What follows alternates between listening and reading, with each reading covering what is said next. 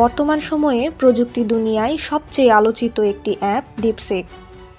এটি একটি চীনা কৃত্রিম বুদ্ধিমত্তা বা এআই কোম্পানি যা ওপেন সোর্স ভাষা মডেল তৈরি করে। হাংচোয়ে অবস্থিত এই প্রতিষ্ঠানটি চীনা হেজ ফান্ড হাইফ্লায়ার দ্বারা অর্থায়নপ্রাপ্ত।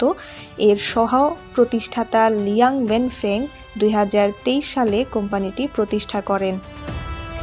2025 সালের জানুয়ারিতে ডিপসিক তাদের চ্যাটবট মার্কিন যুক্তরাষ্ট্রে উন্মোচন করে। এরপর দ্রুতই এটি অ্যাপল অ্যাপ স্টোরে সবচেয়ে বেশি ডাউনলোড করা বিনামূল্যের অ্যাপে পরিণত হয়, যার ধাক্কায় রাতারাতি মার্কিন প্রযুক্তি কোম্পানিগুলোর সূচকের বাজার মূল্য $1 ট্রিলিয়ন বা $1 লাখ কোটি কমে গেছে। এবার দেশটিতে নিষিদ্ধ হতে যাচ্ছে জনপ্রিয় এই অ্যাপ। যুক্তরাষ্ট্রে এই আইন পাশ হলে ডিপসিক ব্যবহার করলে 6.5 কোটি টাকা পর্যন্ত জরিমানা হতে পারে।